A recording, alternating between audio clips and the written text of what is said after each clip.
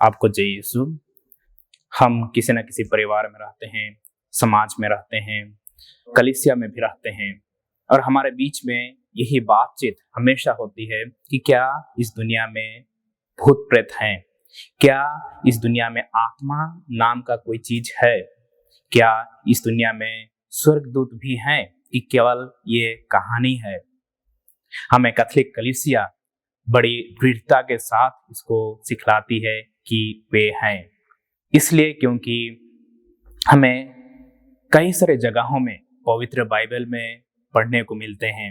एवं थॉमस एक्विनस जो कैथोलिक कलीसिया के बारे में सिखाते हैं, लिखे हैं, उसके बारे में थॉमस एक्विनस ये भी हमें बताते हैं कि स्वर्ग के दूत किस प्रकार हैं। आइए हम उनके बारे में जानते हैं। हमें इंग्लिश में इस प्रकार बताते हैं, हमें इंग्लिश में इस प्रकार बताते हैं, एंजल इज अ बीइंग और substance who is pure spirit. इसका मतलब यह है कि स्वर्गदूत जिसके बारे में हम सुनते हैं, पढ़ते हैं, जानते हैं, स्वर्गदूत का अस्तित्व है, वो है एवं स्वर्गदूत एक शुद्ध आत्मा है। इसका मतलब यह है कि उसके अंदर में या स्वर्गदूत के इंटेलेक्ट हैं, जानने की शक्ति है, ज्ञान है एवं इच्छा शक्ति है। इसी के द्वारा वे लोगों से अपना ज्ञान को दूसरों के पास प्रकट कर सकते हैं। इसी के द्वारा लोगों को वे प्यार कर सकते हैं और इसी के द्वारा ईश्वर के संदेश को लोगों तक पहुंचाने सकते हैं। इन आत्माओं के किसी भी प्रकार के शरीर नहीं है अथवा वे शरीरधारी नहीं हैं। इसीलिए ना तो वे बोल सकते हैं, ना वे सुन सकते हैं, ना वे सूंघ सकते हैं, ना वे आंखों से देख सकते हैं, ना अपना स्पर्श को महसूस कर सकते हैं, ना जीभों से वे चख सकते हैं। और इसका मतलब ये भी होता है कि ना तो वे हंस सकते हैं हमारी तरह, ना वे बात कर सकते हैं, ना वे खा सकते हैं, ना वे सो सकते हैं, ना वे शादी कर सकते हैं। हम अक्सर कई बार पिक्चरों में अथवा मूर्तियों में देखे हैं छोटे छोटे स्वर्गदूतों को जो बच्चों की तरह होते हैं और उनके पंख होते हैं। वैसा नहीं है, ये केवल एक प्योर स्पिरिट कहा गया है। इसका मतलब उनका कोई शरीर नहीं है, छोटा अथवा बड़ा, वे केवल एक शुद्ध आत्मा है। उनका हमारे जैसे शरीर नहीं है, इसीलिए वे ना तो किसी भी स्थान पर बंधे हुए हैं, ना इस समय से बंधे हुए हैं।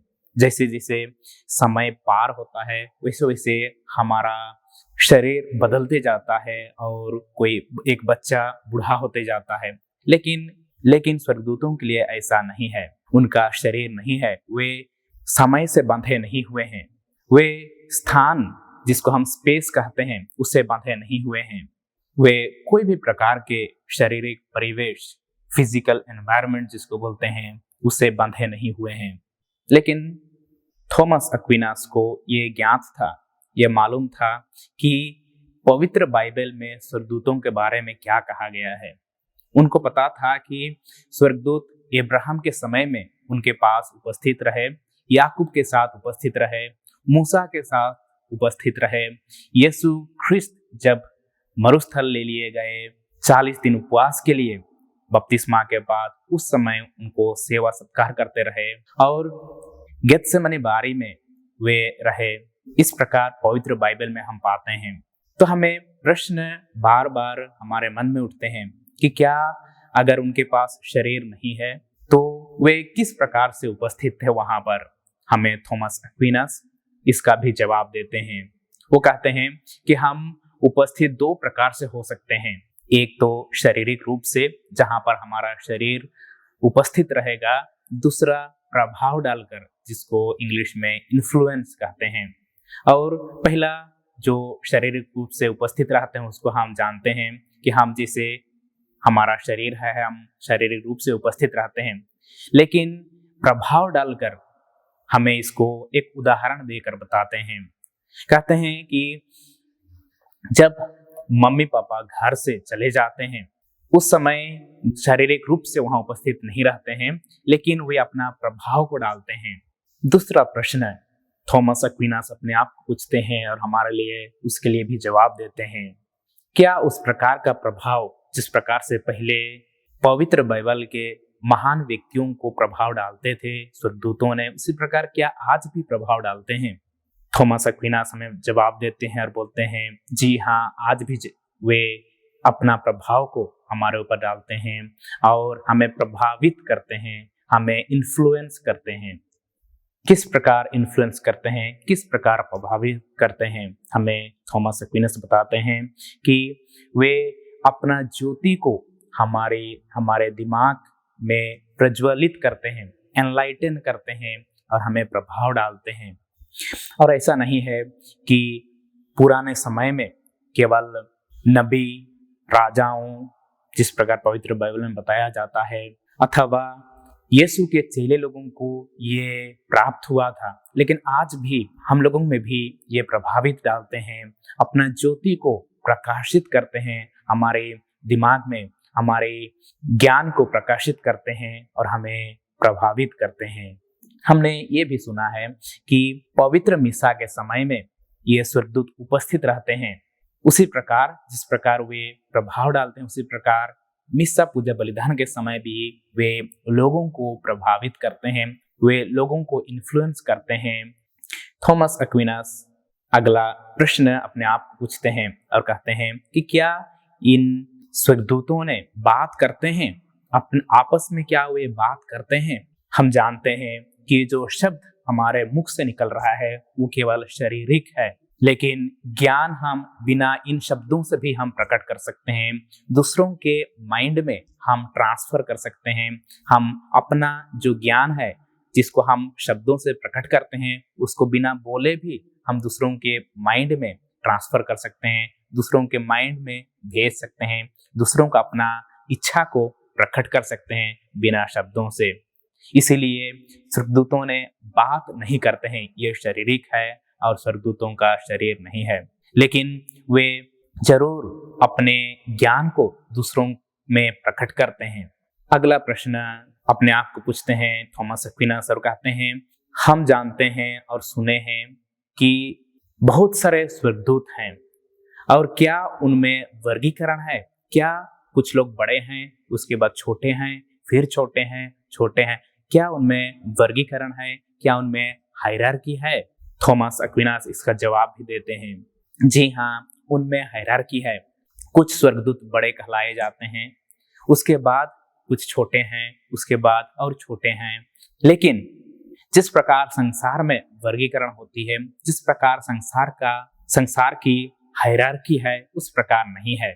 संसार में जो हम देखते हैं, जो बॉस रहता है, जो मैनेजर रहता है, जो मालिक रहता है, अपने नीचे वर्गों के लोगों को वो सताता है, अपना नियम कानून में चलाता है, जैसे मर्जी हो वैसे उनसे व्यवहार करता है, जैसे मर्जी हो उनसे वो वार्तालाप करता है। लेकिन इस प्रकार से नहीं, ये तो शैतानिक हायरार्की है, शैतानिक वर्गीकरण है। स्वर्गदूतों के भीतर में जो वर्गीकरण है वो सेवा भाव का, जो सबसे बड़ा है वो सबसे छोटों को जो वर्गीकरण किया गया है, जो सबसे निचला वर्ग में है, उनका सेवा करते हैं, उनका आदर करते हैं और उनका रेस्पेक्ट करते हैं। जब उनको ज्ञान प्राप्त होता है सबसे ऊंचा वर्ग के स्वर्गदूतों को, वे स्वर्गदूत निचला वर्ग के स्वर्गदूतों को अपना ज्ञान को प्रकट करते हैं, और नीचे जो स्वर्गदूत हैं वे लोग अपना ज्ञान मनुष्यों को प्रकट करते हैं। हमें शैतान के बारे में भी थॉमस एक्विनास बताते हैं। शैतान, जिसको हम दुष्कर्मी आत्मा के नाम से जानते हैं, एक समय था जब पिता ईश्वर ने सब कुछ को बनाया, स्वर्गदूतों को भी बनाया और उनको वर्गीकरण किया, लेकिन कुछ स्वर्गदूत थे जो विद्रोह करना चाहा, जो ईश्वर के नियम को मानना नहीं चाहा, जो ईश्वर के विरोध में खड़ा हुआ। वही स्वर्गदूतों को आज हम शैतान कहते हैं, वही स्वर्गदूतों को आज हम दुष्कर्मी शैतान कहते हैं। और हमेशा वे कोशिश करते हैं ईश्वर के विरोध में काम करने के लिए। आज भी इनका वर्गीकरण था, जब इनका सृष्टि हुआ था, वे लोग अपना वर्गीकरण जिस पोजीशन में थे, जिस श्रेणी में थे, वो आज भी उनका है। उनके पास शक्ति है जो उनको दिया गया था, लेकिन वे ईश्वर के लिए काम नहीं करते हैं, वे ईश्वर के विरोध में काम करते हैं, ईश्वर के संतानों को नष्ट करने के लिए काम करते हैं। उनका जो वर्गीकरण है, जैसे स्वर्गदूतों का है, अच्छे स्वर्गदूतों का है, उनका भी वर्गीकरण है। वे अपने निचला वर्ग के स्वर्गदूतों को श्रद्धा, सम्मान, रिस्पेक्ट, आदर ये सब नहीं करते हैं, लेकिन वे सताते हैं, तुच्छ करते हैं, घृणा करते हैं, उन पर अत्याचार करते हैं, जिस प्रकार हम संसार में बुराई देखते हैं। ये थॉमस एक्विनास के विचार थे, हमें 1000 साल पहले बता के गए हैं, हमें चैलेंज करते हैं और हमें और मनन चिंतन करने के लिए हमें प्रेरित